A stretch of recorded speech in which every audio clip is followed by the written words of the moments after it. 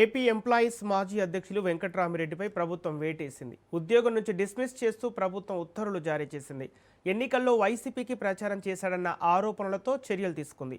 ఉద్యోగం నుంచి శాశ్వతంగా డిస్మిస్ చేయడంతో రిటైర్మెంట్ బెనిఫిట్స్ కోల్పోయారు వెంకట్రామిరెడ్డి.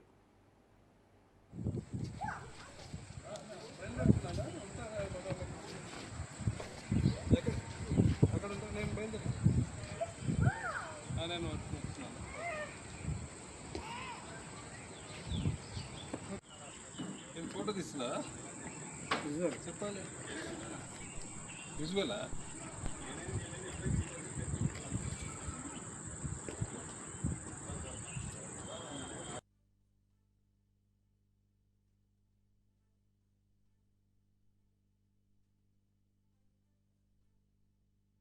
అదే జీవో డిస్మిస్ చేస్తూ జీవో ఇచ్చిన నాకు ఇప్పుడే తెలిసింది. అయితే ప్రభుత్వం ఉద్యోగులు అంటే ప్రశ్నించకూడదు ఎవరు అని భయపెట్టడానికి చేసిన ప్రయత్నం మాత్రమే ఇది.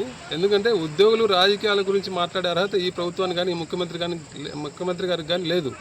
ఎందుకంటే మనందరికీ తెలుసు గత ప్రభుత్వం అంటే 2014-19 మధ్య ఉద్యోగులను రాజకీయంగా ఎలా వాడుకున్నారో మనందరికీ తెలుసు. ముఖ్యమంత్రి గారు స్పెషల్ ప్యాకేజ్ బాగుందంటే నవనిర్మాణ దీక్ష అని ఇక్కడ బస్సులు వేసుకొని ఉద్యోగులు తీసుకెళ్లి కార్యక్రమాలు చేయడం, ప్యాకేజీ బాగాలేదు మళ్ళీ ప్రత్యేక హోదా కావాలంటే నల్ల చొక్కాలు వేసుకొని ఢిల్లీకి తీసుకెళ్లి బీజేపీని తిట్టించడం అవన్నీ ఎవరు చేసిండ్రు? ఈ ముఖ్యమంత్రి గారు కాదా? సెక్రటరీ నుంచి 10 మంది ఉద్యోగులు ఢిల్లీకి వెళ్ళి నల్ల చొక్కా వేసుకొని బీజేపీ గవర్నమెంట్ అప్పుడు బీజేపీని తిట్టిండ్రు. వీడియోలు ఉన్నాయి అవి. నేను ఎలక్షన్ ప్రచారం చేసిన అనేదానికి ఒక్క ఆధారం లేదు. నేను వెళ్ళిన 4 డిపో మేనేజర్లు చాలా స్పష్టంగా చెప్పిండ్రు ఇక్కడ ఎలాంటి ఎన్నికల ప్రచారం జరగలేదని చెప్పి. అయినా గవర్నమెంట్ ఆర్డర్ ఇచ్చింది. ఎందుకంటే అడ్డగోలుగా అంటే మా చేతిలో అధికారం ఉంది, ఎవరేం చేయలేరు అని. కానీ కోర్టులు ఉన్నాయి కదా, న్యాయం ఎప్పుడైనా గెలుస్తుంది. ఖచ్చితంగా ఇది అడ్డగోలు వ్యవహారమే. ఈ ఆర్డర్ ఇచ్చిన ఈ ఫైల్ చూసిన ప్రతి ఒక్క ఐఏఎస్ ఆఫీసర్కి తెలుసు ఇది చాలా తప్పుడు వ్యవహారం అని. కాకపోతే వాళ్ళు కూడా ఏం చేశారు, పైన వాళ్ళకు తలూపడం పరిస్థితి వచ్చింది కాబట్టి ఆర్డర్ వచ్చింది. కానీ ఇట్లాంటి వాటికైతే మేము భయపడము. ఖచ్చితంగా దీని మీద న్యాయ పోరాటం చేస్తాం. ఉద్యోగుల గురించి మాట్లాడితే ఇంకా గట్టిగా మాట్లాడతాం.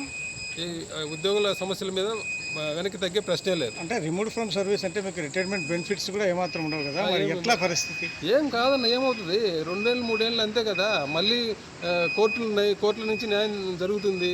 మళ్ళీ మంచి ప్రభుత్వం వచ్చినప్పుడు మళ్ళీ ఇవన్నీ వస్తాయి. దానివల్ల నష్టం జరుగుతుంది. నేనేం భయపడ్డంలే, నేనేమి వీటి మీద ఏం కావడంలే. నన్ను భయపెట్టాలని చూస్తే ఇట్లాంటి వాటికి మేము భయపడేవాడిని కాదు. ఖచ్చితంగా ఇంకా ఎక్కువ గట్టిగా ఫైట్ చేస్తాం.